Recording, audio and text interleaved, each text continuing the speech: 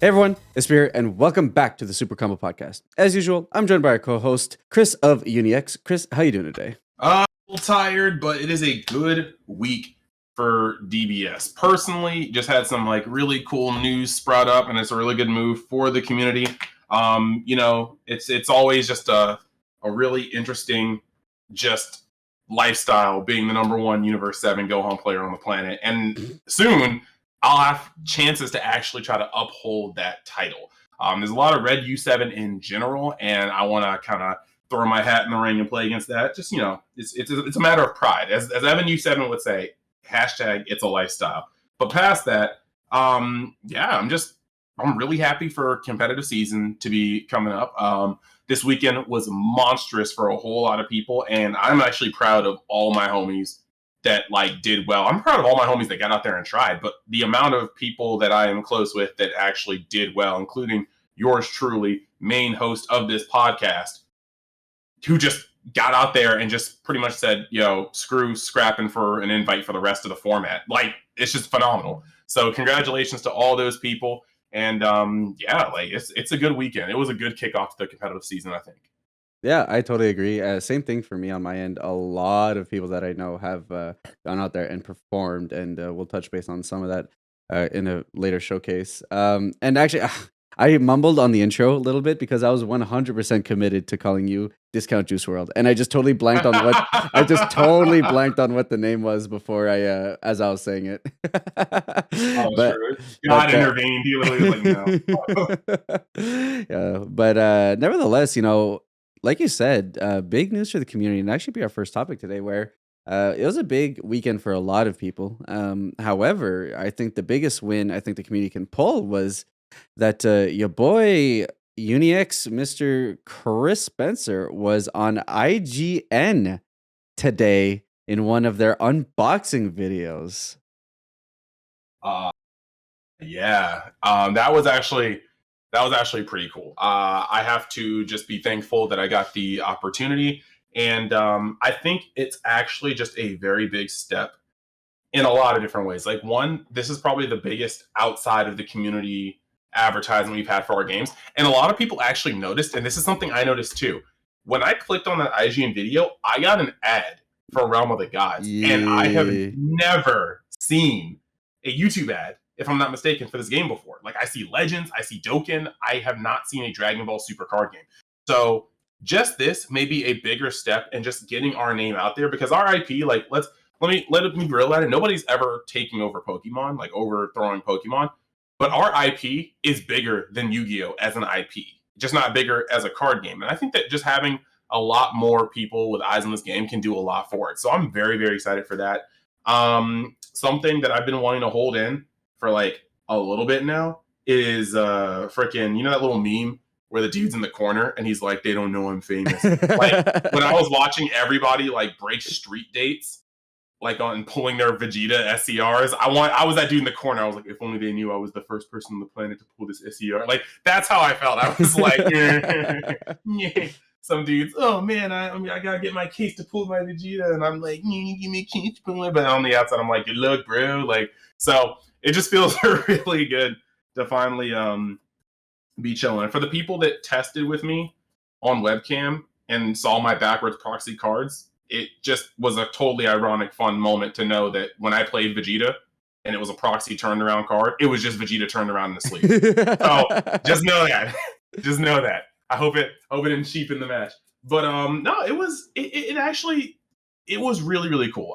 It was an experience I've never had before. I actually got a look into and I'm not gonna front, my production on my videos has so much room to grow. But recording this IGN thing, I really got a taste of the sort of production and editing and recording that people like George and Brian from Stage Zero just do way more regularly. And I was just like, holy crap. It opened my eyes. There's a lot of room for me to grow, and I'm going to try to step up my game. But man, that technical side of OBS, I was not ready. Y'all out here doing work. Thankfully it's a lot of one-time work where you kind of do it once and you can kind of forget about it, but there is a lot that goes into it as you step up and level up the content creation game. And I guess that's my biggest question, as now as I look into this, is just kind of like, what are your takeaways from it, right? Because here's the thing, like, yes, I think there are some people out there who try to push the quality of the game as far as they can. Myself, Brian, there's a couple of others. I think Sensu Pop oftentimes will try to push the note on terms of where he can take the game, visually speaking. So but those are things that like we're trying to figure out ground, right? Like Worlds is us trying to figure out what works best for that and how we can make that the most presentable that it is. But it's still very much grassroots in terms of it's just a bunch of guys doing the best that they know.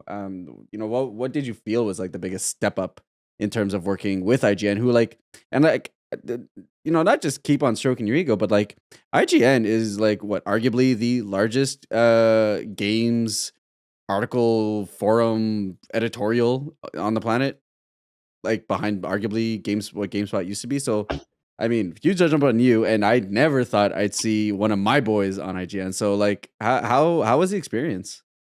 Um, the experience was kind of it was kind of cool because I'm not sure how much I can talk about, how much I Sure, can't talk about. and without jeopardizing your opportunity to maybe be on there again someday. Yes, I was like, stars definitely aligned though, because I think it kind of evolved. I believe when it started, I was supposed to be very hands off, Mhm. low key, just kind of more of like a guiding hand in terms of information, and things changed over time. So lots of moving pieces, and it just kind of came out to the point where this was the final product, and I'm really grateful for that. But this is not what it was supposed to be going in. But either way, working with them, it was just it was actually really cool. Like I had never kind of seen the technical side of the fact that they are just pretty much a giant billboard of nerds that love to do nerd stuff. So really, like, it was just cool to see this. Like, I've never seen Dragon Ball Super put into a video like that. Like when they got their cards and they were able to do the panning shots with The their B-roll. cameras, I was like, Yeah. hey, yo. I was like, what is this? This is 200 160K HD.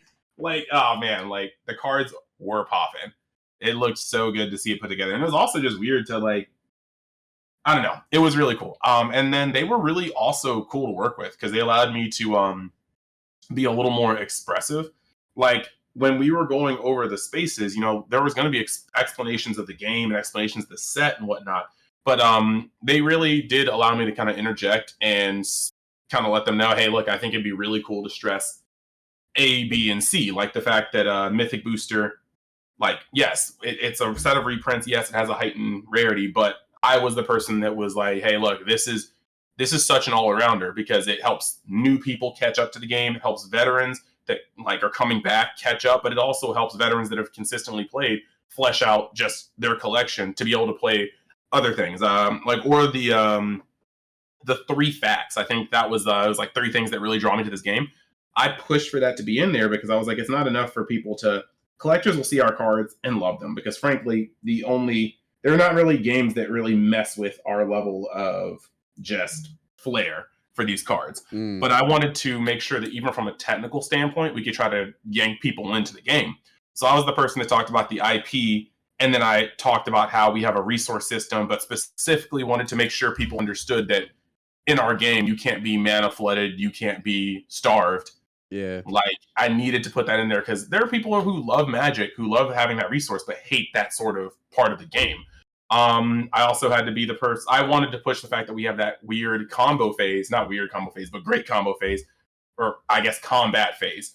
Unlike Yu-Gi-Oh or Magic, where everything has to turn sideways in one part of the turn, how we are way more responsive and proactive at the same time. Like we can just turn a card sideways, invest into it, see how you do, see what you expend to get over it, see if you just take it, and then decide where we're going from there. Which is a whole nother layer. It's one of the main reasons why our game has so many interactions because we have that fluid attack kind of setup. So I was really happy that it wasn't just like, no, this is the docket, this is what you're gonna do. It was like, oh well, okay, what are your ideas? And I'm like, I think this is really important. They're like, that sounds really important. And so yeah, I was just really, really happy with the level of interaction that I was able to do. And it could have been, I'm just going to say this flat out, it could have been anybody. Like we have so many people. Like I'd right off the bat say that like Espira, like Brian, Janek, like there's so many people that have so much passion for this game that could have got on there and done the same thing. I'm just happy that it was one of us that were able to get on there, because I think the worst thing could have happened is if somebody just like opened packs and was like, "Hey, yo, this is lit," and then I wouldn't have done anything for our game. You know what I mean? Like we needed somebody who was going to be passionate about the game, who can explain these parts of the game. And I would say there is probably like a top 5, maybe 6 list for that, in my opinion. And I mentioned a couple of them already. So yeah, I think it's going to be cool. And it really makes me hopeful for the future to see what we're going to be doing. Across the past year, we have gotten an amazing boost of Bandai, just kind of including people from the community who have put in the hours and, you know, the effort to really do things. I mean, like, is it, George, is it public knowledge about like stream setup or no?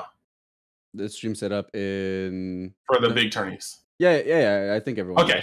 knows. So yeah, like in that regard, like you literally, it's not like you have to thank more than 3 freaking people for the fact that we had Nats and Worlds coverage at all. Like you were literally watching when you were sitting in your home going, I wonder how Worlds is. Oh wait, we can watch this. You are literally looking at like Eggman, Brian, and freaking George, like on their backs. Like without them, you would not have that coverage. So like that's monumental. That is monumental. That got outsourced to players that have, or content creators that have proven themselves when it comes to that.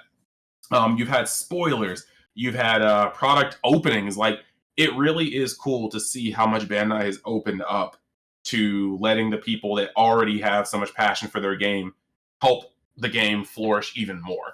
And I feel like that's going to just be better and better as time goes by. Like I'm not going to delve into why this might have closed up a little bit, because we've already joked about that before. People generally know, and there's no reason to just kind of dredge that up. But I think that we're starting to get to a point where like the wounds have healed. They're just scars, but we're like making new progress and we're breaking new ground. And who knows what we're going to see in 2022 when it comes to this. And for people that say this game is dying, pardon my language, but you're literally smoking dick. Like there's at this point almost 3 full arcs that are in the manga that haven't been put out yet. Well, actually, no, I think it's 2. What, Moro and Granola? Yeah, there's a movie coming out, and you already know they can't make cards until they animate anything. So on top of them being able to recycle infinite, almost, stuff that they already have, they're going to be able to go into this movie, and that's a whole set. So that buys another 3 months for this game to be out. And the moment Dragon Ball Super comes back, we have another arc that we can animate. So this game easily, as long as like Bandai just doesn't just look at it and go, nah, like we easily have like 2 more years minimum.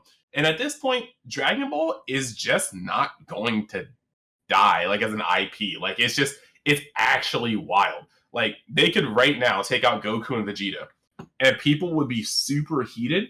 But after being heated and criticizing it, they would dead ass watch a show that focused on like Gohan, Trunks, Goten, and Pan, and then just, I don't know, let Broly have a green baby. It's over. Like it's literally, it's actually over. Like there's not, oh, Chi-Lai's race grows a little faster. Give them an excuse to be like 12 when like Pan is like 12, and it's literally over. People are going to complain, then they're going to watch, and then they're going to be sitting there waiting for Broly's son to kirk out, and for Gohan to be kind of like Goku figure. Like they don't. There's the only way they end this IP is if they choose to end this IP.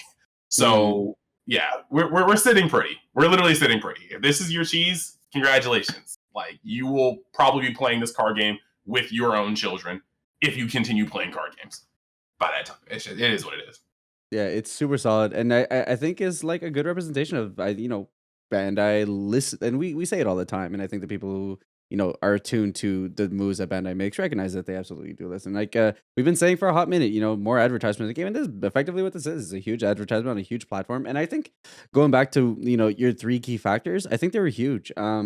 Because at the end of the day, there's 2 different kind of crowds that you can attract when it comes to pulling them into a card game. There are card game players who think your game is interesting for whatever reason, decide to give it a go, and then secondarily, there are people who love the IP. There's a lot of crossover naturally, but when we're talking about like pulling in other card game players, things like me, I was a massive Magic player. Like I had aspirations for making the Pro Tour and all that, and I was going to regionals and winning, and like actually doing really well competitively until I moved and then decided to pivot over. But your aspect, like one of the biggest aspect for me is that you will never you will never mana screw in this game. You will always get, and I think that's the biggest advantage to our game is the fact that every single card. I'll stick to battle card specific. No, yeah, I'll stick to battle card specifically. Every single card has triple usage off the rip, just by being like a vanilla battle card. It can be charged, so it can be your resource system. It can be comboed away, which allows you to be more defensive or offensive. And then additionally, it can just straight up be played as a battle card, which allows you to apply more pressure and or board control. So uh, mechanically, I think Dragon Ball is just so incredibly powerful that like making sure that's a key highlight of anyone who knows anything about card games is like a huge aspect of pulling people in. So super cool video. Obviously very jazzed that you got the opportunity. And the fact that they're, Bandai and IGN and GTS, I guess distribution are definitely going about with everybody on trying to get the game out there. So super fantastic on that part. Very jazzed. And I think the entire community really resonate with it. I even if it's not you posting it, I've been seeing everyone and their mother posting the video onto the different groups. So super well received. Yeah, I dig that. And like Chris was saying, Bandai has been pushing this initiatives where content creators have been more involved. And hey, Bandai, if you want to do another Secret Rare Showdown Sunday stream, I'm down, bro. I'm down to have 13K viewer or 1300 live views again on my stream. So hey, that was wild. And I'll balance the game better. Maybe give Joey not as easy of a chance of sniping up 2 SCRs. Oh my gosh, are you talking about like the oh my gosh. Wait. Was that the matches or was that the Jeopardy thing? Or that was the trivia show, yeah. All right, I will forever just put it out there. I got robbed on both the female sands and the wicked. Dude, okay, like I get it. I definitely get it when it comes to the wicked sands. What was the wicked sand that I didn't get?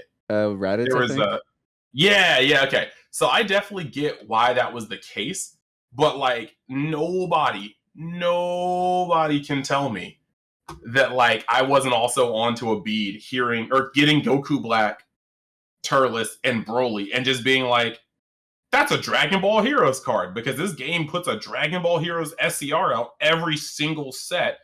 It's Cumber. It's literally Cumber. And they're like, see, so close, actually Raditz. And I'm like, huh. Well, all right. Yeah, I will say the Radiant Saiyans was the biggest, like, what? Like, why is Genie there? Why is Bola there? That was such a giant FU because I was like, I went off on that one too. And then like, it was like, okay, like maybe like, I think I did put in Bola, but I didn't put in Gine. And I was like, I even thought Bola was a stretch. I'm like, woman hasn't swung on anybody in your life. And then like, when you were like, when Joey just guessed Bola or guessed Gine and you were like, ding, ding, ding. I was like, hey, yo, bro, she had 3 minutes of screen time. She was chopping up steak. Like, wait, what? Probably she's got a power level of 0.002.5, like 2 decimal points within the same numeral. Like, I don't know. I felt so just hurt. Now, granted, I am glad I did not get Radiant Sands because if I pulled Radiant Sands, like if I got that, I probably would have tried to run it over Kai SCR, and then my roommates would have had to like tell me to shut up. Yeah. And like stop being stupid because like Kai SCR is just such a better SCR, but like I also was like, a couple times in testing I opened up with Radiant Sand, just OTK'd my opponent on turn 3, and that's pretty ballin', but it was not worth. So I'm glad I did not get the opportunity to play myself. Very fair. Well, yeah, it's the whole thing was fun. I think I definitely learned from it and just kind of like game balance and how important those kind of things are. So if we do get the opportunity to do it again, or if anyone from the community, if it ends up not being me, I will gladly consult on like, hey, you should probably think about doing this, and this. So just things like that are always great. They're great opportunities to have outreach for the game. So big fan. Yes. I don't know. I may have to swear off of all like game style things. I love being involved with them, but like I'm still emotionally traumatized over starting off Jeopardy guessing Monster Carrot and ending Jeopardy with the lowest score. Like I thought I was about to destroy you guys when that was the first question revealed, and I was like, this is where we're going? Oh my god, like George is smart, like 8,000 IQ, and like Janik knows Dragon Ball lore, but I don't think they know Monster Carrot I Dragon did Ball lore. I'm not know going Monster in. Carrot. I'm going in, and then I just like got body for the rest of the But no, night. I guarantee I was nerfed by Canadian Ping on that one. Oh my god. Oh, dude, we cannot beat Janik with the button, bro. Like I was sitting here spamming, and that was actually the worst part. Like it would have been one thing if we just had answers that we didn't know, but like 9 times out of 10, it was just like we didn't press the button fast. Like we all three of us knew the answer, but Janet came out on top with the button smashination. So that felt grimy. I was so sad. So of course, super fun against big up and ups for Chris being showcased on IGN of all places. That is so incredibly cool. Nice. Kid me would have his mind blown by this, and current me still has my mind blown by this. So super awesome, and here's to hoping that that's just a start to many more moves in the future.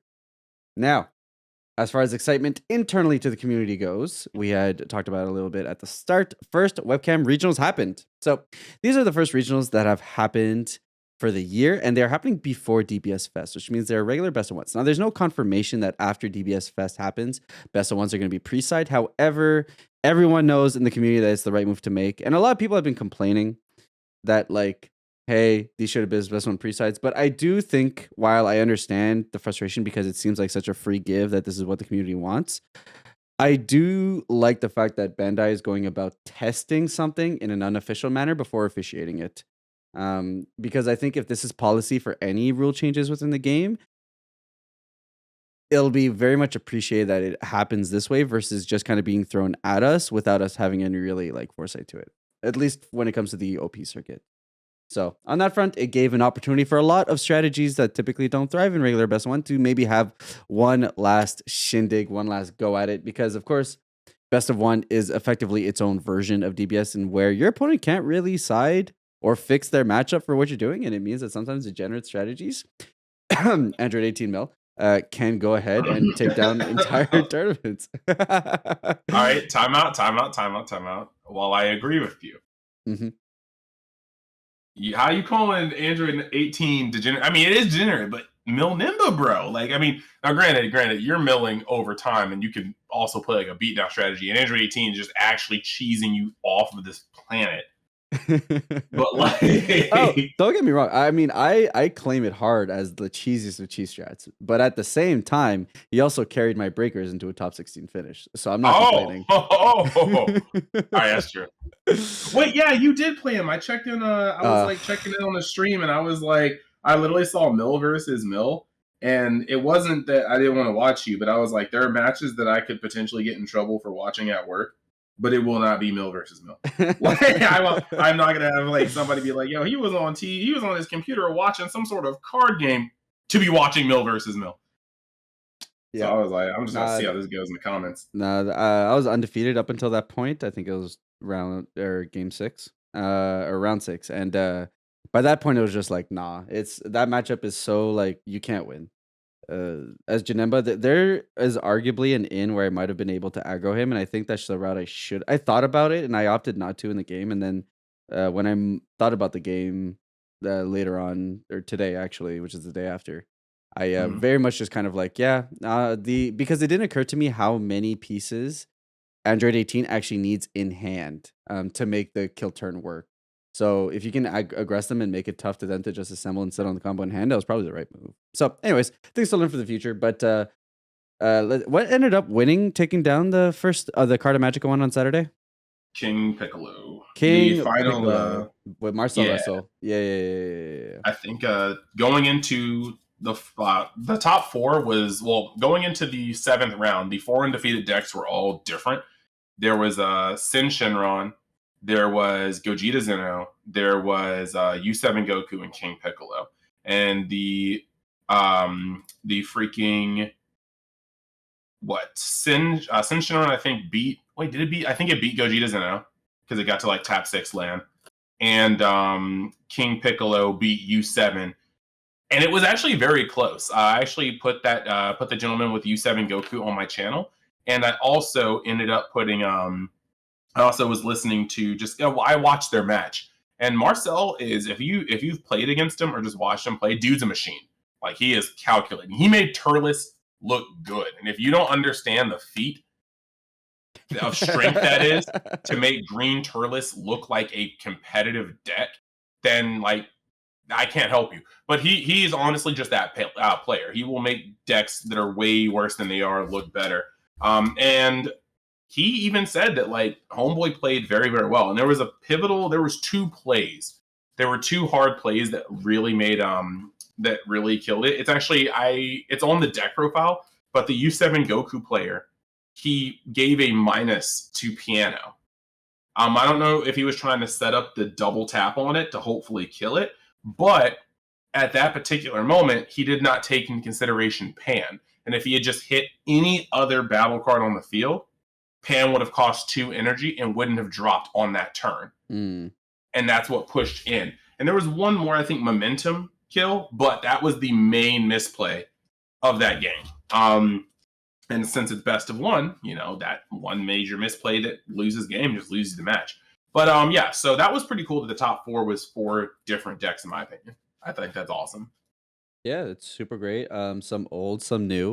I think it was the most represented deck, but U7 Goku did what it did, and it showcased that it is a deck that can fight it off at top tables, which I think everyone was suspecting. So it's nice to see that it was doing that. And I think arguably the deck gets better in best of one pre-side as well. Since it's not like an incredibly linear strategy, and it does like the ability to fine tune itself, since it can lean very mid rangey. So on that front, super cool. Day 2, I don't remember what all the top decks were, but we had Joey Palladino played out in the finals versus Frank Newcomb. Joey was on KP as well, and Frank was on Android 18 Mill, which to be fair is just kind of a free game for Android 18. Like, King Piccolo can definitely get there based on aggression, but if Android 18 is like moderately decent with the defensive cards they find while being able to assemble the combo, it is very, very difficult for King Piccolo to do anything. So Well, yeah, got something to say I about have that? well, yeah, no, I just have I have like sort of a treat Mm. because I had already been going over this detail, and so I can tell you right now, um, that so Android 18, of course, like you said, won against Joey Palladino's King Piccolo. But also in the top 4, there was King Cold and a Super Whoa. Saiyan 4 Bardock. I played against him actually. I was his one. I was his one loss. Heck yeah, put some dirt in his eye. Like the Bully Maguire located. But that's actually wild. Yeah, after Top Cut happened, because I think I don't know who beat who, but yeah, Joey went into the last round undefeated along with Frank. Frank beat Joey, knocking Joey down to 3rd place, and then a King Cold won its 8th round, won its last round, allowing it to go up to 2nd. I hate when that happens. When you're undefeated and you lose to another undefeated, and an X1 who just won their last round squeaks above you, that is infuriating. It so feels bad. And the people in the DMV, if you guys remember that one ARG championship where we all took a group picture at the Island Games, and I looked literally like somebody had shot my entire family in the streets, it was literally because of that. Like 5 rounds, I lost to Jamal in the freaking final round, and Amani, who had lost in like round 2 but won out, got to 2nd place. And the only thing that made it better was that I got TPs and I pulled SS2 foil Gohan. But I was very upset because I didn't have my stupid piece of paper that said I got 2nd place at the store, like champion. Like, I don't know, I was upset. Yeah, that's always been really tough for me, and obviously it doesn't get fixed unless you do like a top 8 type situation.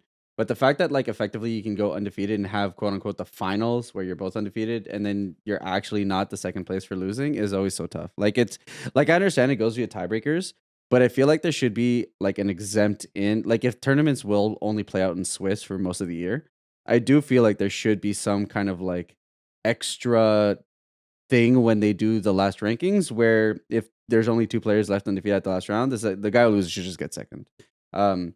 Especially if there's like ever like 2nd place exclusive pricing, because like that still feels bad. You effectively played out of finals just to get punished for it. Like you were literally better off maybe losing the round beforehand to then win your last one to get into 2nd. So And that's crazy. Like, that is crazy. You were better off having a worse record to get like, wow, the sky is down, water is dry. Like oh no. So of course, your boy ended up playing on Sunday with Janemba Mill, and it was a long fought day. Ended up going undefeated for 5 rounds before we took our first loss, and ended up sinking in 10th place, fishing in the top 16, which gets additional prizing. So that's always super cool. Heck And yeah. super. I didn't think I was gonna do that well, to be honest. I was. So here's the story. I had worked the entire Saturday because the provisional showdown for my hero was going on, which, by the way, super diverse tournament. So if anyone ever interested in that game, you guys should definitely check out the tournament gameplay on Twitch. The VODs are still live. So Saturday, I was working and supporting the entirety of the stream, as well as being at a cottage with friends, which means that and so then once the stream was done on Saturday, I was catching up with the fact that I was working the entire time while I was at the cottage, which means your boy was in a hot tub till 5 in the morning, and then was 2 hours away from home. So then got out, showered, prepped, and then there's a bunch of snow on the road too. So I ended up driving 2 hours. So now I'm arriving home at like 9, 10 o'clock, something like that. Picked up breakfast, ate like my $10 like traditional ceremonial breakfast that I do with my iced coffee, and then had no deck because Red U7 wasn't available for me. I went to the store and they were bought out. So I mean, glad for all the players who got their stuff, but I was not one of those players. I managed to pick up a couple of staples like blue cards and some things that I know eventually I might test out. So for the most part, I had nothing new. So I was like, well, first off, I need to sleep because I am currently going over 24 hours without sleep. So how about I just play Janemba? Janemba's a deck that I've been specking on for the last week or two that would probably do decent with all these draw deep decks. Also, if no one's really super expecting it, maybe it can get in there. Even though I wasn't even aware that it ended up winning on Saturday because I was so tuned out from what was happening Dragon Ball on Saturday, and I only caught up once it was Sunday. So ended up building the deck in 10 minutes, blue yellow because I just like blue yellow. Zero testing because you guys know how I do. And then and then I took a nap. So about 35, 40-minute nap, and then I had to set up the stream and get going. So super solid day across the board. I was super gelled out. So like huge shout out to everyone who supported me. By the way, I think the stream peaked at 197 viewers, which is actually more viewers than the official Super Player stream. But anyways, Jeez, did you really give it to your? Did you really just pull up on your mic to say? I can literally hear you pulling up on your. All right, I'm done. The disrespect. I love it. Which again, like huge shout out to them for hosting an official stream and everything, being able to watch the finals and everything between that was super sick. But so we had a fantastic stream. So thank you everyone for who showed up and stuck around for my low energy. It was very much a chill because your boy was on 30 minutes of sleep. Tournament went super well. Played a lot of people who actually never played against Janemba before. And that's a big perk. Because they don't know how to balance between drawing, not drawing, or when to activate their abilities. It's definitely one of those matchups you need to understand how to play. So first off, huge shout outs to all my opponents. It was a great tournament. But so like I played against Red U7. He milled himself a decent amount of times. Or activated optional triggers. That allowed him to burst more. Against other strategies, absolutely. But against Janemba, don't bother. Just let them mill you out to get your sparking and stuff live, and you'll buy yourself more turn. Shenron is basically free unless they draw the nuts and you draw nothing. So that was one matchup. And the rest were all mid-rangey. The SS4, like I said, who ended up taking top 4, I was his only loss. And it was just like a super, which I'm not gonna lie, like if he ran as hot as he played in my game, like no wonder, because this man ripped 3 SS4 thwartings in 4 turns back to back to back on me. Like turn 4 onwards, I had to fight 3 of those guys. Like absolute insanity. Ripped so many cards out of hand, but somehow managed to get there. Top decked actually the most insane top deck was that, well, he plays Vermilion Saiyan and he played it out and he played his battle cards and stuff. But the thing with Janemba, or at least my Janemba, is that I am also a SS4 Vermilion deck. So 1 card in hand, and he can like effectively take me out. And I have 1 card in hand. It's dead. I think it's a mill card. He plays the Vegeta that bottom decks a card from my hand, and I get to draw one. So I bottom deck the 4-drop Janemba into drawing into the SS4 Vermilion. And at this point, he's already rested like a bunch of battle cards, and he hasn't attacked with his Gogeta yet. So he drew He he so he drew me into my one out in my deck that allowed me to win the game. I um, don't. mm. hey man, No, better you just gave me like you gave me Vietnam flashbacks of nationals. bro, better lucky than good, dog. I don't want to hear it. 20 something minute game one versus Soul Striker, which is a grind. I thought I could get it out. 8 minute clapping against Soul Striker, as it should be, because it's my best matchup if it's mono blue. Then game two, got him down to 3 life in like 6 minutes. Swung with my unison. He has 0 cards in hand from getting the taste smacked out of his mouth, draws a card. I play King Piccolo. I turn that dude sideways and I go, better not have gotten the negate. And he's sparking D-Magics me. Oy. And I'm like, you're so good. Like, shout out. Like, I was heated. I was like, how did I lose in 6 minutes to Soul Striker? Like, oh my God, I was so pissed. Oy, oy. I felt 100% in control until the very last card he played. Because he did have like Kefla on the board. He had a Kefla on the board. He'd kind of gone in. His baby hatch was there, his Kef was there, but it was one of those points where I was just like, we don't have too much time left, and I'm in a position where I can press you even though I'm going second. Right. And like the part that really just blows my mind is that if I had just been a bad player and swung with the double strike and put 2 cards in his hand, that was game. He was tapped out. His Kefla had already blocked. Like, that was actually game. But like literally just doing the right sequence. I don't know, maybe some people would say that's not the right sequence because if the only card he can top deck is D-Magic, maybe I want to set him down to 1. But I was just like, okay, I'm going to swing with 1. He's going to get 1 card from life. He has that 1 card in hand. Then he's going to have to deal with his like 60-something thousand King Piccolo, and he can't. And then it was just like, yes, I can, dog. I was like, oh. Damn, it's unfortunate. I mean, He tried to hit me with a good game. I was like, yeah, sir. And I just left. I mean, here's the thing, bro. Even Manaka's beat hit, you know, like sometimes just better lucky than good. No, Manaka beat him because he had some mommy milker nips, like the secret.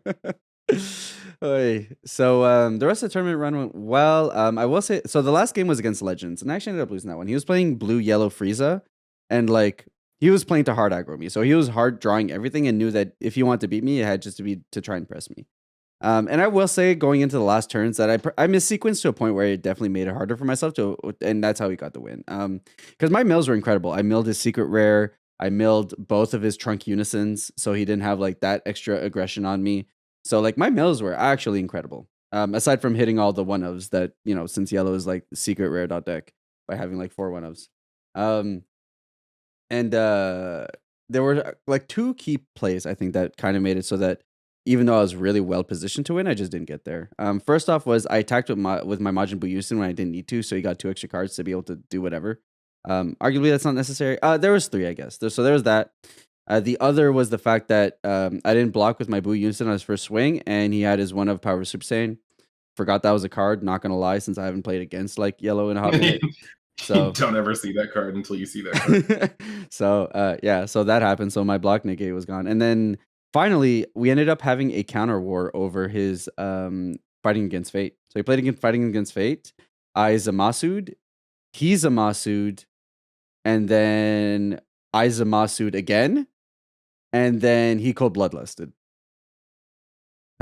So not able to put his thing in rest mode. Rest moding the Zamasu that did come into play, which means I couldn't combo it away. So effectively we got into a point, and then that tapped me out. And then I misplayed earlier to where I didn't give myself sparking, which meant I had to use my Janemba negate early to get that 5th card down to be able to then sparking and have stuff available. Which I had 2, and then the first one he coolered, which I presumed he had. So it was just a lot of like missequencing, and I think that always happens to me where in the last round, and especially if I play a notable player, and I don't know if it's fatigue. I mean, you could definitely say it's fatigue, and usually I'll be like, nah, I should just be a better player. But like on 30-minute sleep, maybe one time I'll give myself that excuse. I just end up getting angsty, and maybe it is just like the perk of it all, but and end up like throwing what probably should be a win. So nevertheless, I mean, Legend's super cool dude. I've been a fan of his for a hot minute, so was super fun, and that basically concluded the run. There was a little controversy, and we had to wait 30 minutes before the final results came in. But at the Ah, end, yes. at the end, ended up getting there and closing in on finishing 10th for top 16, which I think is all that matters. You could argue that my record might have gotten me top 4, but like I don't think top 8 gives you anything special, right? It's like 16 and then 4. So yeah, so got there, and as usual, I love being able to upload a deck profile on the Monday after a tournament if it's a finish. So the biggest thing is the fact that weekend 1 we locked in that Nats invite, and I don't have to give a shit about the regional season until Nats. Don't remind me. I literally I couldn't participate in these regionals. I'm about to go to a fest and not get an invite. I'm so sick. So super fun tournament, and of course congratulations to like everyone who did well. Like there's so many people I can name, and like I hang out with the Hermit style guys a lot, so like for me it's like big hookups on their parts. So like of course there was Frank Newcomb, there was myself, Brandel, who's a big guy on my stream, does incredibly well in all of these tournaments, ended up being in the top 16 back to back, top 16 Saturday and Sunday, so a huge shout out to you, Brandel. Broken Yes. TCG on Saturday did really well. Armando got 10th on Saturday. Armando couldn't have killed you to get 11, so that for once I placed higher than you in a tournament. John Carlo Fair ended enough. up in top 32, so like super good across the board. Homies were shining this weekend. Big and ups. I think Joku ended up top 32. Am I correct on that statement? I only noticed he was actually, then that's a big thing I'll say. There were a lot of players who, like, I thought had sworn to never play webcam games, and all of a sudden they're playing webcam games. So I don't know. Joey Palladino never plays webcam game. Broke that here and did extremely well. Scott Dashy I think doesn't really play webcam games. He was there as well. So a lot of people who I'm not used to, Joku I don't think really did. So huge up and ups on everyone who decided to jump in and participate. Yeah. Scott Dash should be saying a lot of things though. So I mean, fair, but just when we're trying to just speak on an awareness level. all right, you're right. You're right. So got a playmat. That's cool. Turns out I don't know what everyone's talking about there being no playmat for participating. I participated. I'm getting a playmat out of it. So I don't know what people are on, but I don't think it was listed. I don't think it was listed. Oh no, I'm just memeing because top 16 gets a playmat, but I don't think. Oh, sheesh. Oh, that was next level. It was next level trolling. Never mind. All right, you got it. Got his ass. Yeah, but again, super exciting, and I think it'll only get better once best of one pre-side comes in. So for everyone who was able to take their degenerate strategy like myself and take it to one final best of one where it would probably strive, well done. Next up is DBS Fest for the next 2 weekends. The IRL ones are this upcoming weekend, and then the Carta Magica Canadian online one the weekend after that. So should be a good time and hopefully lead to best of one pre-sides moving forward. Now, there's a decent amount for us to analyze in terms of what these are. And of course, there's just webcam regionals, and there's a lot of, asterisks that we can apply to that. But for a long time, ever since the start of this podcast, some people would go out to claim that this is effectively the Bitch About Yellow podcast.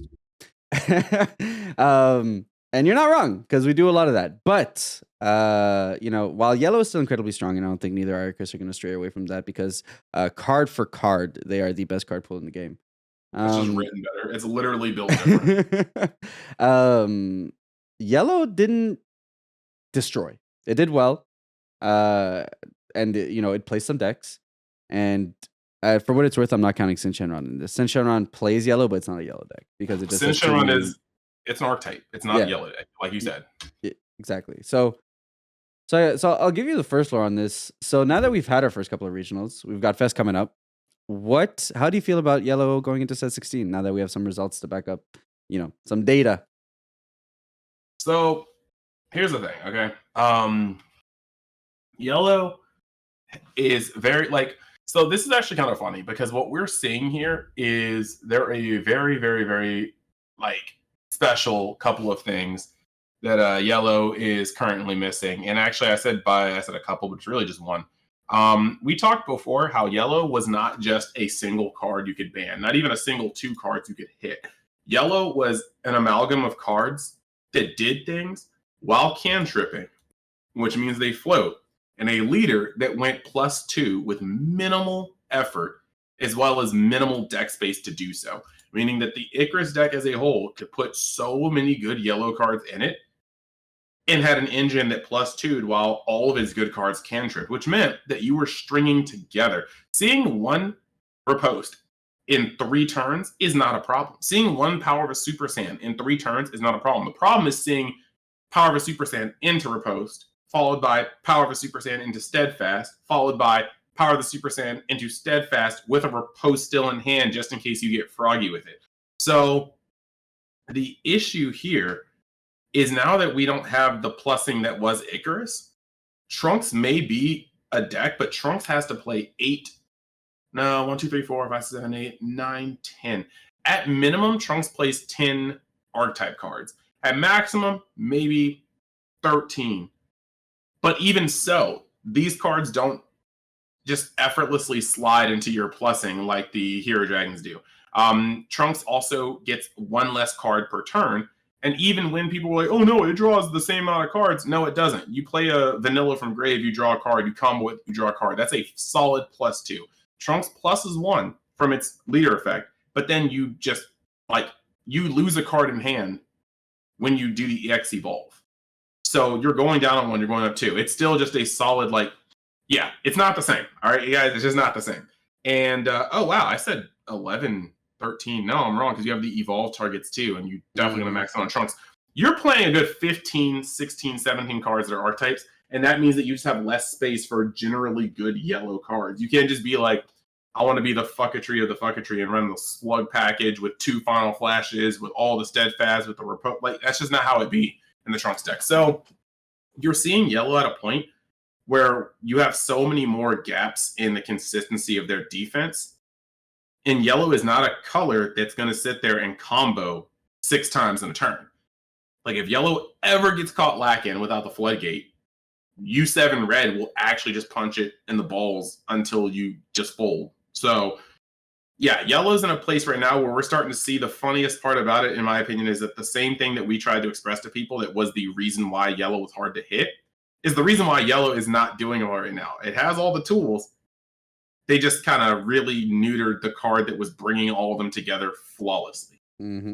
So it's going to be kind of rough, because right now, when you look at all these things, with less consistency on their defense, means that aggro decks have a chance to work in on it, which means Gogeta Zeno can blitz them.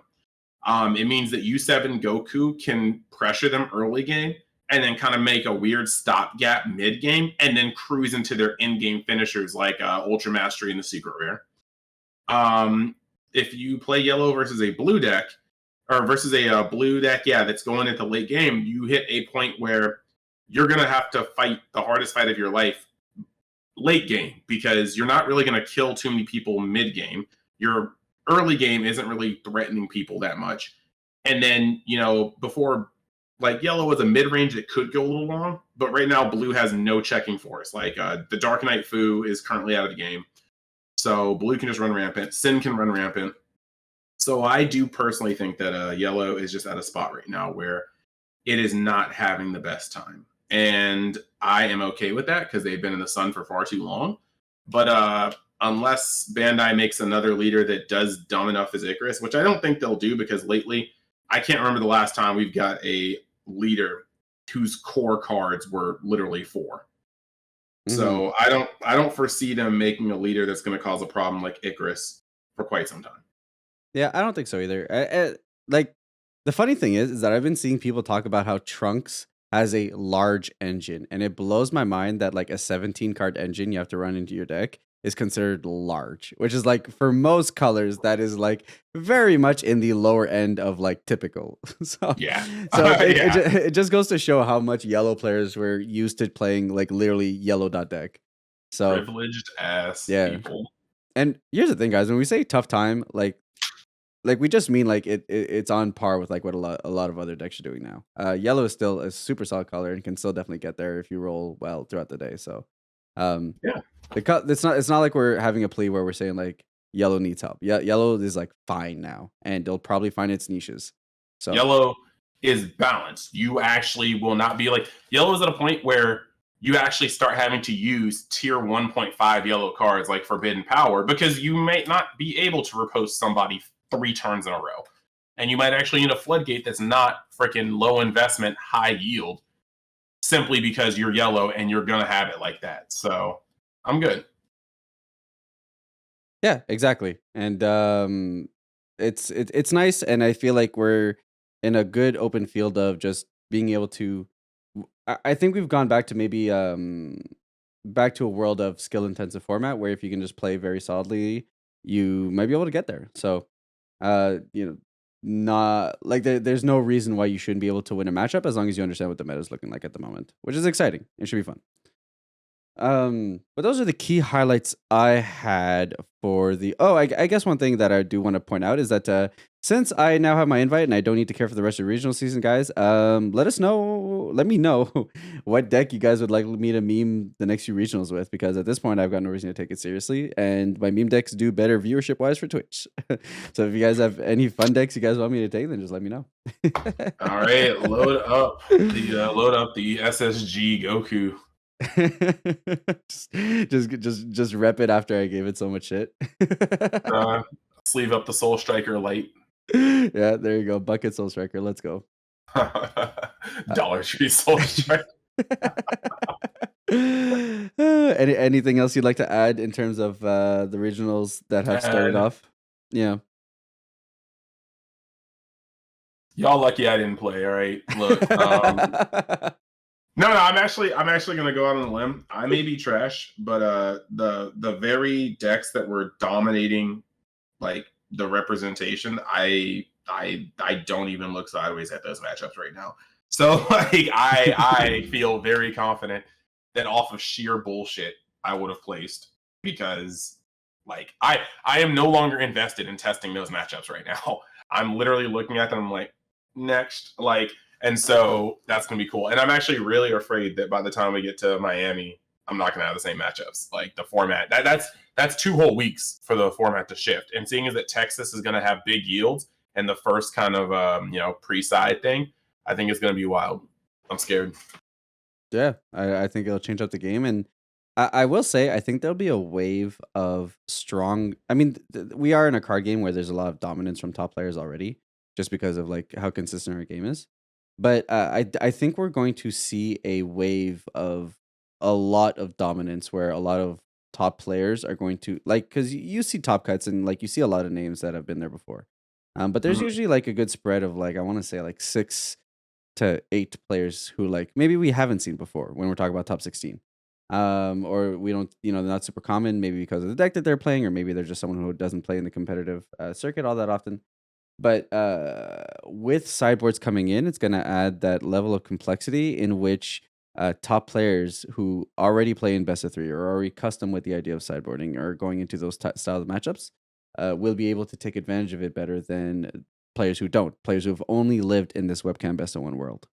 So I think we'll have an adjustment period where players are going to have to learn how to sideboard. And I've had so many messages from people over the past, ever since the announcements of best of one pre-side, they're like, I don't know how to sideboard, and I'm like, you're gonna have to learn because it completely Yeah. changes the matchup. So I think we're gonna have a transition period if slash I think when best of one pre-side gets implemented across the board, because I think um, there'll be a strong divergence between those who know how to build slash utilize their sideboard versus those who are just going to kind of shut it in dark while they try and figure it out. So No, I 100%. People are about to be in for a rude one. yep.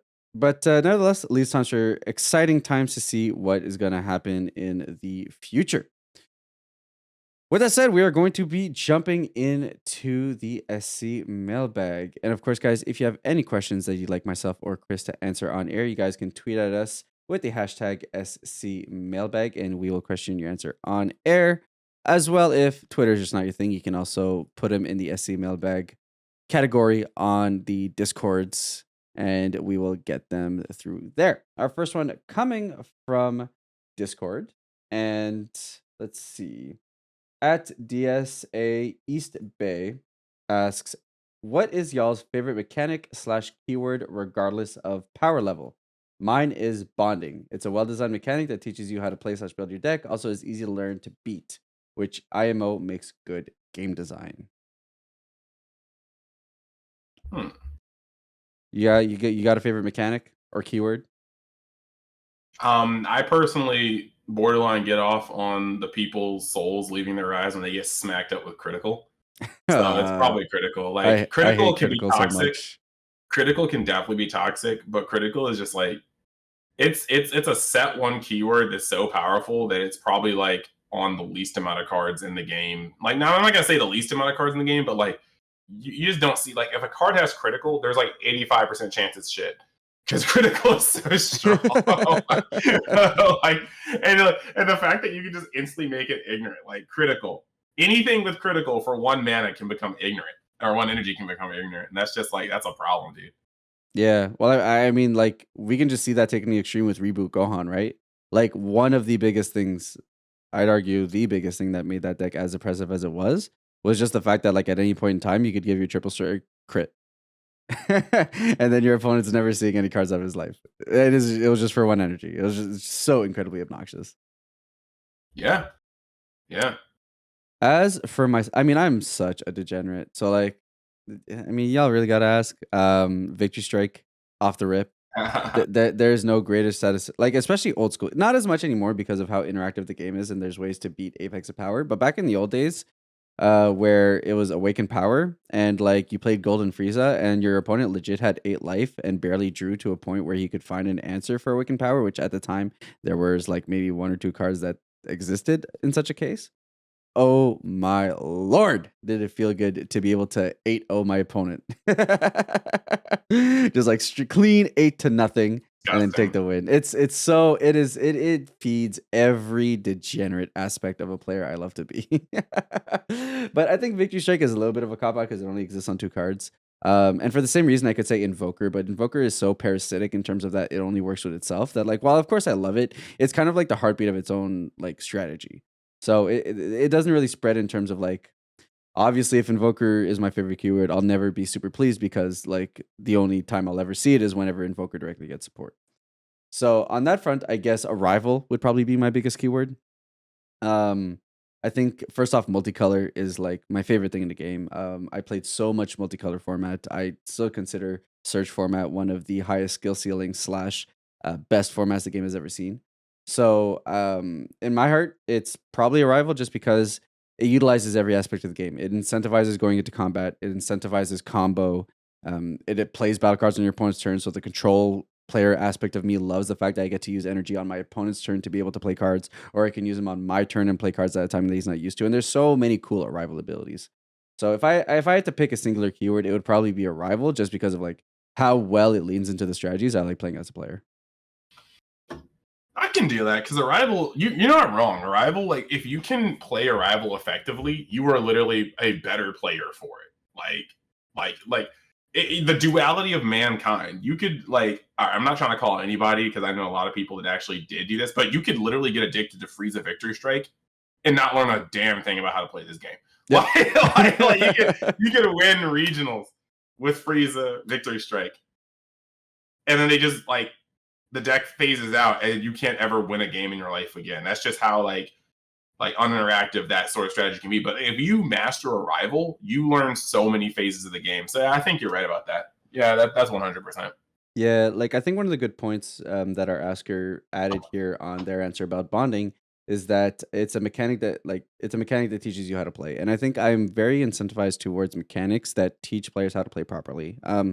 So some people like make really weird recommendations, or like, hey, so like, what should I tell a new player to play, or yada yada. I think I'm thinking of giving them XYZ deck. Like oftentimes I'll see Bulma, and I'm like, guys, like if someone's new is coming into the game, never give them a deck that plays an incredibly weird slash atypical slash off the wall strategy that means that they don't learn the basics of the game, right? If you play a strategy, if you teach someone how to play the game via strategy like Bulma, like Invoker, like Golden Frieza, U7 Frieza, Victory Strike back in the day, you are teaching them how to play a very tied down specific version of the game that only applies to that specific deck, and they don't learn the aspects of the game that make them good otherwise. You know, I even Nick Menard, who did extremely well with Cell Surge over this past year and ended up top 16 NA Nats, said that, you know, overall he was just not being a great player across the board because he was playing this very like Exodia style deck. And Mhm. it's absolutely true, right? That the less you experience yourself with the combat phase, the less you experience yourself with how to combo appropriately, how to sequence your plays appropriately because your deck kind of makes up for it. Then you're at a point where you're at a disadvantage when you decide to play something else, or that deck just kind of rotates out of playability. So No, I will. I will kind of put this little bit of info out there. I am a firm believer that Cell Surge had the propensity to be a very, very, very ignorant, toxic deck, but very few players could play it the way it needed to be played to do so. yes, The yes, fact that like 90% of the player base was like, oh yeah, Icarus just draws too much for Cell Surge to handle. And Jordan was just like, I could play Icarus 8 times in a tournament and I would top. And he literally played Icarus like 6 times at Nats and ended up in the top 4. Like, it's not like the skill cap for that deck. I know people hate to hear this, but the skill cap for an ignorant deck that does still exist. And freaking like Cell Surge, 2 players can pick up that deck and play it completely differently. Like there's just ways that you can give your opponent cards that have you don't need to give them cards.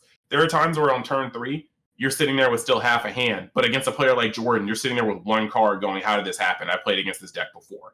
So like it is kind of there is definitely a skill gap with that one, but I get what you're saying. I was saying I just think personally Cell Surge is one of those decks where people did pick it up thinking it was just going to get like they were going to annihilate the field, and they're sitting there going, this deck mid.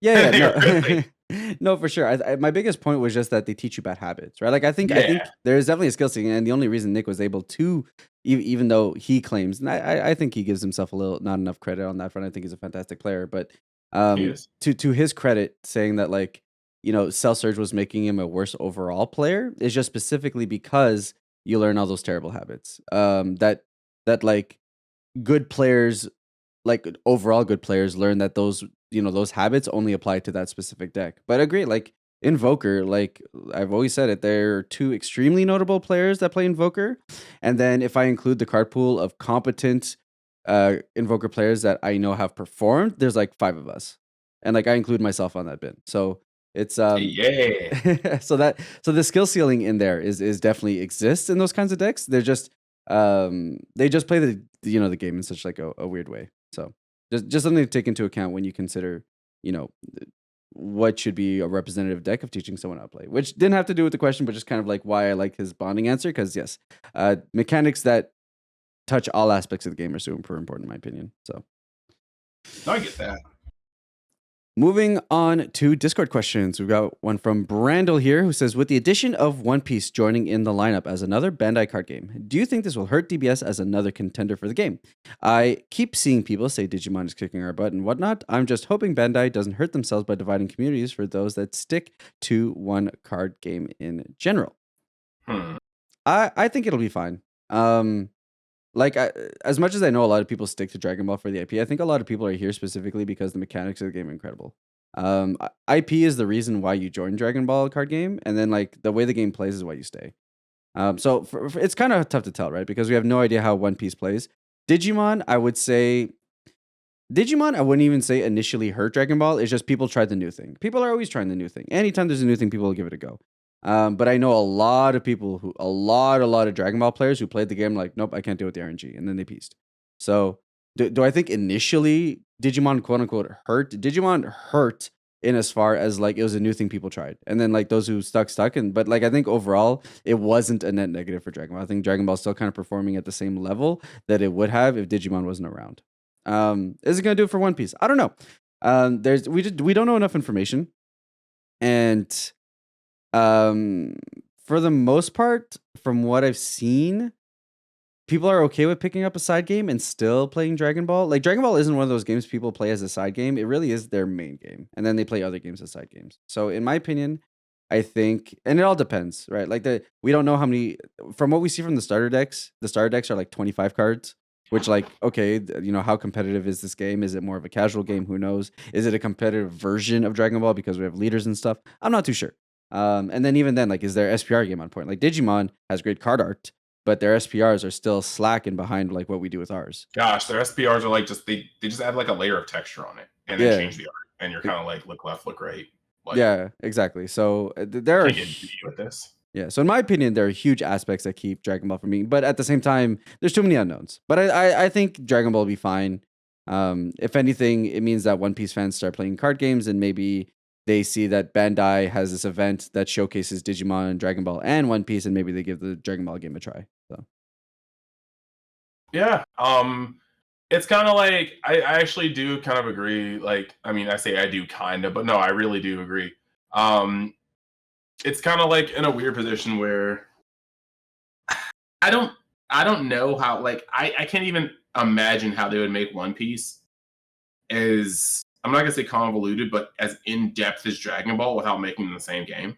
mhm. So I am kind of hoping that One Piece is fun, maybe less deep than Dragon Ball, but not as, I don't want to use the word whack, but look, I'm sorry, I'm sorry, Digimon players. You guys know what you are. Like y'all play that game for a reason. The fact that the fact the player base visibly were mad that they were about to introduce mulligans and side decks, that tells me all I needed to know. Like they were literally like, here are two facets of a card game that can help delete variants, allow you to not get screwed just because of your opening 6, 5. and even alter 5, sorry, and even alter your strategies between rounds so that if you just entered a terrible matchup based on color, and I'm not going to front, there are Digimon matchups that just feel awful. Like there were, like, I remember playing, there were like green could make some wild boards, but I think it was black that could just put a bunch of blockers up with reboot. Yep. And like, red wouldn't have necessarily had the same problem because red will just start like yeeting these guys off the field, and same with blue to a degree. Blue could just bounce stuff, but like green versus black didn't really feel like a good matchup to me. And now they're like, okay, well, we're introducing side decks too, and the community was like awful, terrible, bro. If my opponent bricks, he's just a worse player than me, and I He's a don't need bad that deck to change. builder, and it's like, Well, bro. yeah. Dude, I will put it out there right now. I don't mean to like hate on anybody, but like, I played in my first Digimon locals. I did not have a single Omnimon. I had 4 Blitz Greymons, and I had a General Red deck. I smashed all 4 of my rounds, and then faced True Champion Steven, I think, in the final round. I just bricked. You just beat my ass with like green, blue, like Imperial Dramon. And like I didn't play, like I had to hard cast like a champion blocker twice. And this dude had the nerve to tell me good game afterwards. Like we actually played. I was like, dog, don't even. Like, this is on your stream, but like, why would you, like, I just said, yeah, just left. Like, that game has severe issues when it comes to the Evolve system, because the Evolve system truly needed a mulligan since the beginning of the game.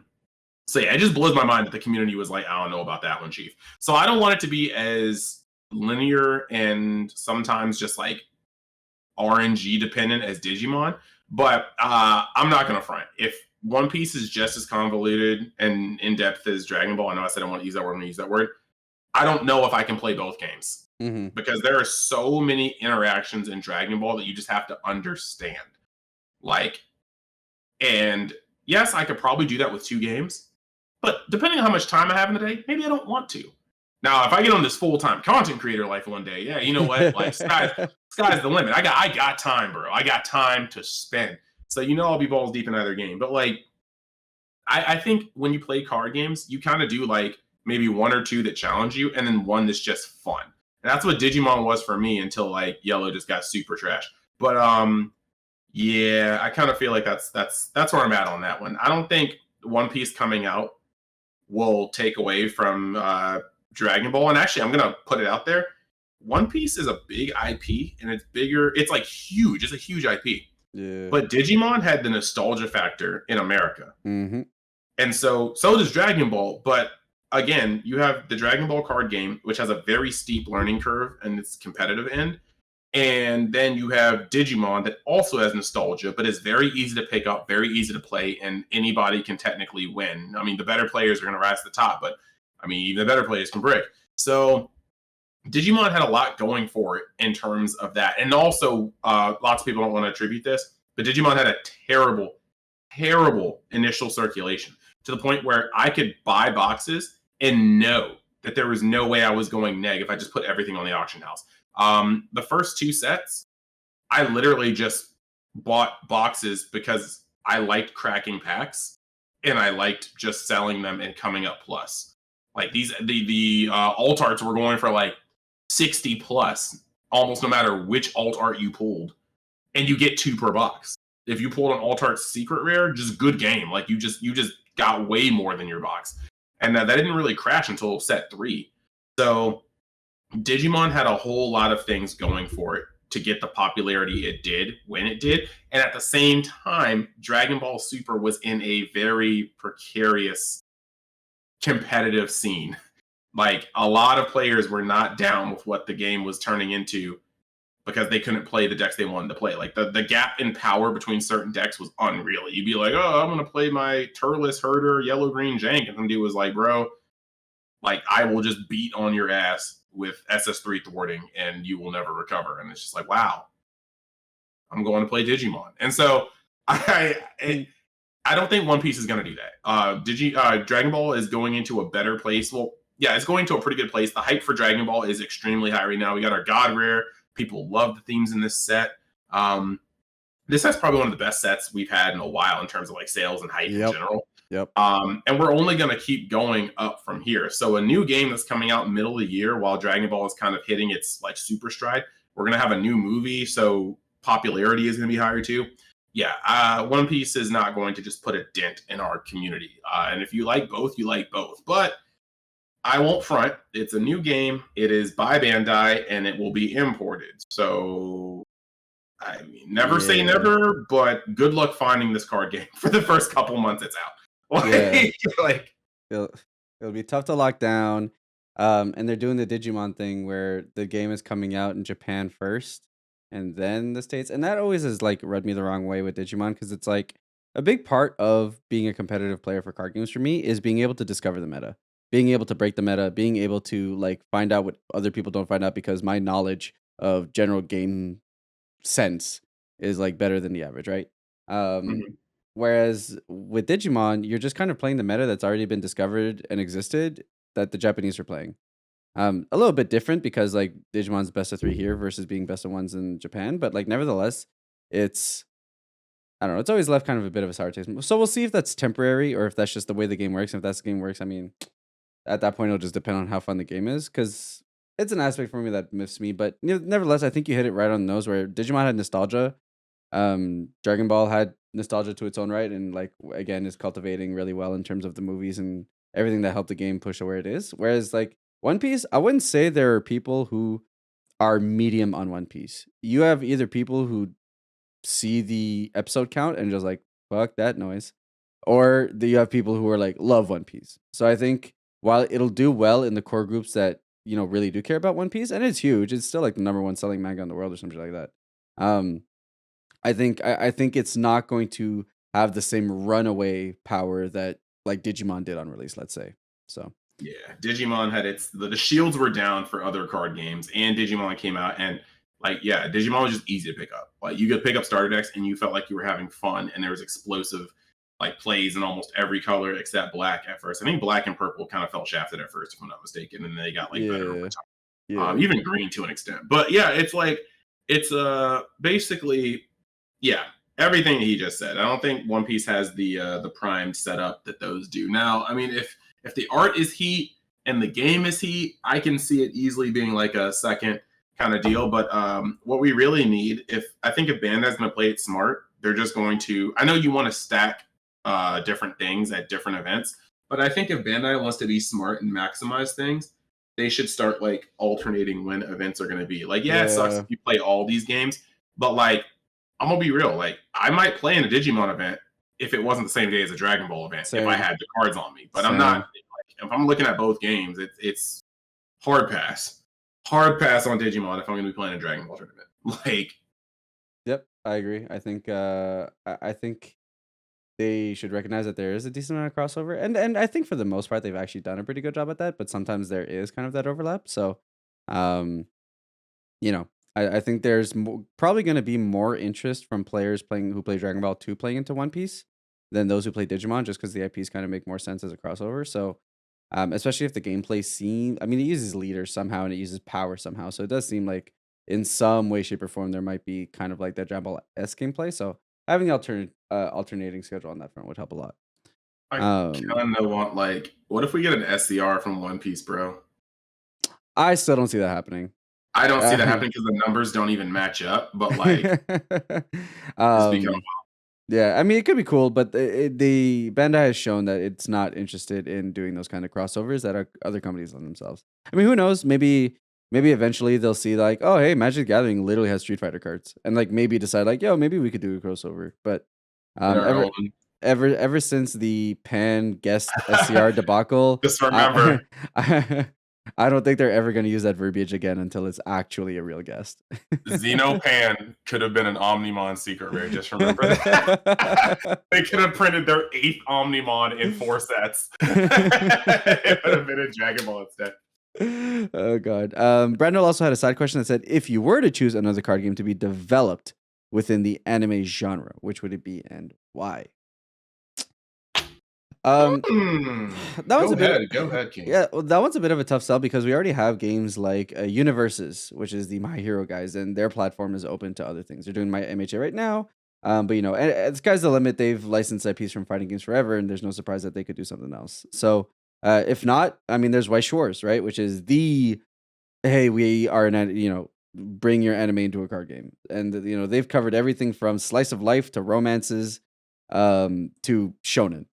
So it's kind of weird because at the end of the day, if I want to my anime to play in those games, I would already be playing those games because hopefully I would like the mechanics. Which like I've watched White Shores be play once, and I don't think it's for me. But like I won't say that as a hard definitive because I've never played the game before. And obviously, I love the universes system. I think My Hero plays incredibly well if you're someone who likes playing competitive card games. So I guess if I had to choose which already existing system I would like to see in, it would be universes. If I had to say which anime, I mean, there's a few I've really been into. Demon Slayer would probably be like amazing as an anime to pick up as a card game. I guess if I was talking about just that, um, yeah, I would say that would be fun. It's kind of tough because you kind of are stuck to choosing shonens. I think for the most part because I think anything outside of the shonen genre, one doesn't lend itself too great to like card game battles, and then secondarily, probably don't have enough big enough cast to make like multiple sets Here we worth go. of a card game. So I think Demon Slayer just off the rip, Attack on Titan could be cool, I guess, if it was like more of like a hard strategy style game. But I guess those two would kind of be like the biggest ones I could think of. I would say Gundam, but like we had the Transformers that's just kind of like Gundam-esque and that like flop. But of course, I blame the like massive cards on that one more than anything else. See, So that's my take on it. I don't think there's anything that I'm craving for, and there are systems that exist already for those kinds of games to thrive if they want to play in a universal fight strategy. But if it had to be an anime, I guess I'll stick to what I've known recently. Oh, it already had, yeah, I'll stick to those just because like they're the ones that probably serve the best possibility of having like a grown enfranchised TCG. all right. See, here's what I got here. Nada. Mainly because I think to make a good TCG, I don't like investing in anything that makes me feel like it or that gives me pause to the longevity of it. Like I would actually never want I would never want a what's the word for it? A Demon Slayer gotcha or a Demon Slayer card game because that was a fairly short run Mm-hmm. and then it was over. Right. And with that being said, you have such a limited cast, and furthermore than that, even like limited, like can you imagine them trying to make a Rengoku deck off of the single arc he appeared in, the mini arc he appeared in, only for them to later be like, we're gonna revisit Rengoku as a character and be like, how? Yeah. Like you don't use Yeah. all of his scenes. What are you gonna do? Like you have to start making like original shit for his cards because clearly you've spent him already. I would normally be like My Hero Academia. I love that. I love it to death. But no spoilers here. But if you're actually reading the manga, they're in the final arc. Like, I was hoping that there would be more stuff to it, but they are very much so pretty much confirming they're in the final arc. And they so, have like, vigilantes though. they do. And I'm really hoping that since Vigilantes went a lot further than I thought, because I started reading it when it first came out and I let it go, and now I realize I have like mad chapters catch on, and I'm happy for that. I'm gonna wait a little bit and I'm gonna start catching up on it. The thing that kind of gets me is I believe, if I'm not mistaken, Horikoshi decided sorry tangent. He decided that he wanted to extend My Hero.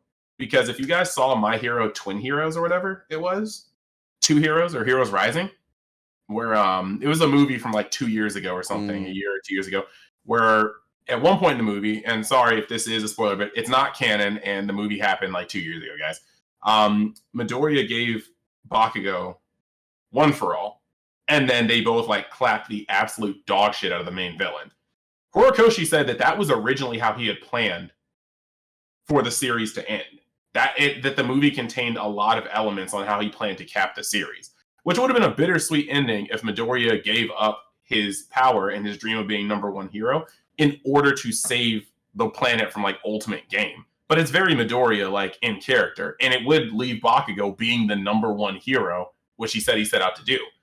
But when they realized the popularity of the IP, he kind of decided to go a little bit longer in terms of the game plan he was going for, which I'm thankful for. But if he can do that one time, I'm not sure if there's anything from stopping him from making more spinoffs. Because, like, frankly, who would not want a new cast of UA high students with the occasional cameo of some of the people we know and love? Yeah. Like, not a single person is going to say no to that. So I would say that My Hero is in danger of being, like, not a short run, but like a very limited capped run that I can see the end of, and I'd be afraid to have a card game be based off the IP, even though there's already one out. But I just feel like that's another IP where you don't necessarily have to end it. I am definitely Vigilantes has a whole lot of work. It's a little dark for you guys that haven't read it yet, but it's got a whole lot of stuff that's good in it. They could easily do a My Hero Academia next generation kind of deal. And again, we would love that. I would love a Kirishima to come through and be like a UA teacher for PE because, you know, he's really good body smart, but he's not necessarily like the smartest smart. I would love to see, you know, Shoto and Bakugo just doing their thing as like pro heroes number like 1 and 2 or 2 and 3. Just I would love these sort of things. So yeah, I mean, they're already pretty much doing, I think, the best card games. I think that's not an accident. The best card games they could be basing their IPs off of, or best IPs they could be basing their card games off of, they're already doing it. Like, One Piece is getting it, and God, like, One Piece will literally go forever, especially if they start. It's never gonna end, bro. Yeah, like, man. Like, I forget the mangaka's name actually, but Oda? Yeah, Oda. Like, Oda deadass has said, like, bro, I'm not even close. And I'm like, what the hell, guy? Yo, he hit chapter like 900, and people were like, hey, yo. And he was like, hey, yo, we're like halfway now. And like, all right, you guys can hate on One Piece all you want, but I'm gonna say it right here. No other mangaka in the game, if I'm not mistaken, I've read a whole bunch of shit, dude. I like reading. I'm not just an anime only person. There's nothing wrong with that, but I do a lot of reading. I don't think I've ever come across a mangaka in the game who has had the foresight to plan as hard as Oda. Like, the fact that, did my computer just beep? Potentially. Mine beep too, but, you know. Okay.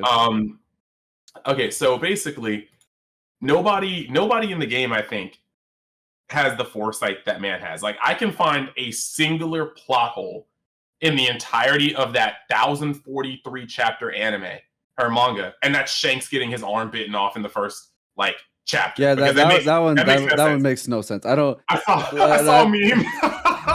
What happened to your arm, Rocky? And it's just Shanks like, oh shit, I forgot. I was like, yeah, I don't know. Like, yeah, nothing about that made sense. But besides that, like, you're right about the foresight, right? Like, there are characters that Oda had set up the stage for hundreds of episodes beforehand, and I'm like, I completely forgot that this guy even was relevant, and yet here he is, and it's like, what the heck? And you're sitting there like, that's an ass pull. And then some like dude pushes up their glasses anime style. Actually, in chapters blank, blank, blank, blank, blank, and blank, this character was referenced by height, by look, by hair color, by special move, just not by name. And then there was the prophecy that, like, if you're reading the current chapters, there's a lot of controversy going on right now. But you can't even be mad at it and call it an ass pull because it has dead ass been like on the map for about 500 chapters. And so you're like, well, damn. So like, it's this man will never cease. Like this man's got plot on plot on plot, and I don't know how he keeps it all straight. But like, yeah, One Piece just saying, and mangas and animes have lived and died before this thing has finished. Like, just think about the fact that this is one of the original big three, and the other big threes have like come up. Like Bleach and Naruto have come up. Naruto has had 2 sequel series, one still ongoing, and like One Piece is still going. Like Demon Slayer has like Demon Slayer, Fire Force. These things are Gen 2 and 3 after the big big 3 that have started, ended, and One Piece is still going strong. It's just unreal. Yeah, it's still gonna keep going. Until that man's dying breath, I'm guaranteed. As long as he finishes the story, I just hope it's all laid out so he's just like, shit. I'm like, hey, y'all finish this for me. I got it all. I left all the rest of the plot in one place. If you can find it, it's all you. If Oda just Goldie Rogers the shit out of us with the rest of the One Piece plot on his deathbed, I would be sick, dude. I would be sick. Fuck. Strands it on some island so that people have to get on boats and try and get to it. Like... Oh my god. Shout out to the Marine that definitely got fired for publicly executing Gold Roger, because like the whole purpose was to demoralize pirates by killing the best one of them. And this dude literally just started the golden age of pirates with like a single sentence on national television. I would have been like, all right, whose idea was this? I thought it would be a good idea to break their spirit. You're fired. Leave your keys on the table. Get the fuck out. Like, bruh. Says one line, head drop, and then the next pirate generation starts. Oy. All right. Our final question comes from Derpy, who says, what's the video game that you've spent the most hours playing across all playthroughs? I would say probably Ocarina of Time for me, to be honest. Not because of the length of that game, but just because it's the game that I go back and replay. Like, I don't do replay. Like, I don't rewatch movies outside of very specific movies that like really hit me. I don't replay games just because I don't really have the time. But Ocarina of Time is one of those games where so there's 2 actually. There's Ocarina of Time just because I go back and replay it like every couple of years. But otherwise it's probably Pokemon. Like, first off, across all Pokemon games, I've easily sunk like probably months of like gameplay hour time into it. And then Pokemon Ruby specifically, when I was a kid, I capped out that clock, dog. That shit was at 9999. So like probably Pokemon if we're talking like younger years, when I used to grind the shit out of like maxing the Pokedex and all that stuff. In my older time, it's probably like Ocarina of Time, or actually I drain a lot of time on games that like you just play round after round. So like Hearthstone, not specifically Hearthstone itself, but like Battlegrounds. Like, I've sunk a real long time into that. Super Auto Pets. Those genre of games are so that'll be my answer. If we're talking about like a game that like you play through, then I would probably say like some form of Legend of Zelda, whether it be Breath of the Wild or Ocarina of Time. If it's like singular playthrough, it'd have to be Pokemon with Pokemon Ruby. And then if we're talking about games that I played today that I probably sink the most time into, it's probably like some kind of like auto chess, Super Auto Pets, Hearthstone Battlegrounds type of game. I do be seeing Super Auto Pets pop up on Discord, and I'd be like, what the hell is this? Like, what is this? Yeah, it's just I had 20 minutes, so I was able to sneak a quick game before having to do something else, because your boy doesn't know how to sleep. That's fair. I too suffer from that problem. It is 11:39 currently as of Eastern time when we're recording this. I don't know what George has got lined up, but I need to record my Dragon Ball Super card game video for tomorrow. I need to record a UR Dottie showcase for My Hero Ultra Impact. and I need to see if I want to still be up to record a Dokkan video tonight, or whether I'm just going to do that tomorrow, because that's easily going to put me out to like 3 a.m. So sometimes the no sleep grind game is real, but you know what? That is why we are making gains, because while we are not sleeping, we are still not standing still.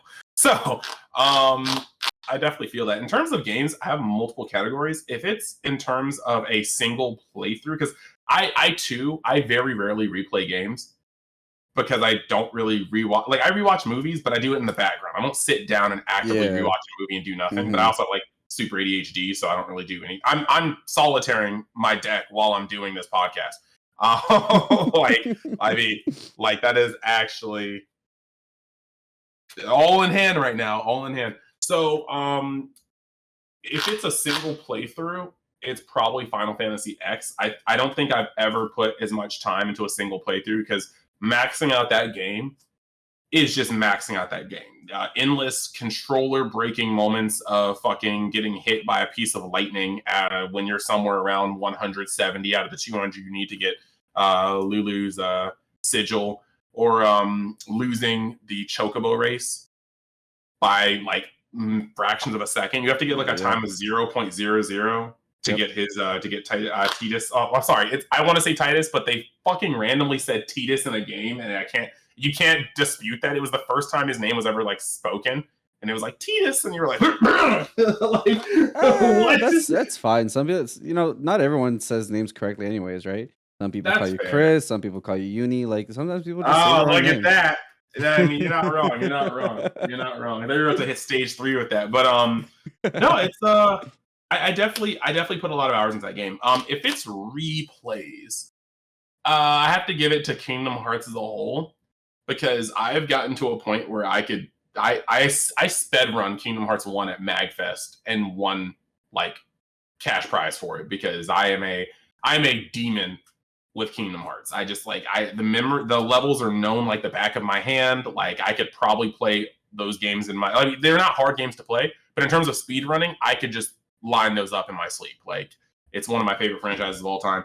However, I think if it's time put into a video game and you don't count MMOs of cheating, I was a religious World of Warcraft player for 4 or 5 years, and then I literally resubbed to see the content, and I just like cut myself off, because it's like crack. I have an addiction, and it's not just the gameplay, it's the actual lore. So I just resubbed, and I plan to just jump in and experience pretty much the entirety of Shadowlands now that it's about over, and then I'm just going to leave. And unfortunately, I probably still will buy the special edition for the next expansion, because I love the art books. I currently have my World of Warcraft Legion special edition mousepad right here. Like, I am a fiend for those, and it used to be like a terrible health threatening addiction. Like, I'd log on in the morning before high school, and if my Death Knight fell out of the top 10 in gear score on WoW Hero, I would be like, all right, what gems need to be perfected out? What am I not missing? What am I missing best in slot? Like, I had a terrible addiction. So it'd probably WoW. Yeah, if we're including MMOs, then I think Maplestory for me takes it from by a landslide. Lord, because I played the shit out of Maplestory's dog. Oh my god. Not the Maplestory. I tried, man. I tried getting to Maplestory. It didn't click with me. It was a whole thing for me. It was playing Maplestory for about a year and a half. And then actually Maplestory is the whole reason I got into making content. And this could be like its own separate video, so I'm not, or podcast. I'm not gonna delve into it too much. But Maplestory was kind of like what started getting me into content, because I went from playing Maplestory to animating Maplestory with Flash. And so I did Flash animations for like 4 or 5 years through high school.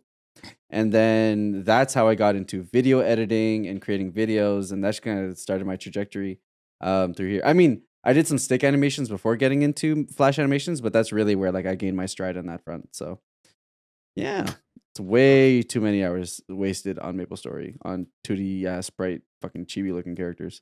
Not chibi looking characters. Fucking chibi looking characters. there was a little bit of spite on that one. Oh yeah, like Maplestory is one of those things where like, hey, it defined a big part of my life, but also like, oh my god, never again. It was a grind. Yeah. It was grind. That and Flife. I was hyped playing Flife when I first downloaded it. I was like, oh man, I got the yo-yos, I'm going off. And then like I realized 3 days into Flife that for those 3 days, the gameplay was the exact same as when I started Flife, and I was like, oh no, I can't do this. I was like, does it ever get any better? And they're like, you hit harder. Oh, I so have this cool surfboard that lets me fly. I was like, let me hit you back, dog, and I just uninstalled it. yep, yep, yep, yep. So once again, guys, if you have any questions that you'd like us to answer on there, then feel free to just send us a tweet with the hashtag #SCMailbag, or you guys can go ahead and send your questions over in our discords. Now that is pretty much it for the cast. Chris, anything you want to tell the people you got going on this week? Um, my brain is kind of like honestly just a little foggy. There's been a lot going on my end. Um, for you guys that were kind of wondering, the one of the reasons why I've had besides the drought of content for the game in general, this production had a rehearsal date, a shoot date, reshoots, and this is all I was working, as well as trying to make sure that my other two channels were getting off the ground. I got this opportunity while I was already making planned out content for these other channels, and was kind of like caught with my pants down. So that was one of the reasons why those last 2 weeks were kind of really shaky. It was just literally because like by the time I was done with that, like I had to change my entire setup around in my room to get those correct angles. And by the time I was done with that, I was not really trying to think of random inconsequential Dragon Ball content to put up. So now that that's over, I mean, we have so much to cover. Right now, I am about to get off and start crafting a video. I might actually try to propose something pretty cool with that. But yeah, I'm gonna try to craft a video. After crafting said video, what am I gonna do next? There's actually, just because the competitive season started, there's a lot to do.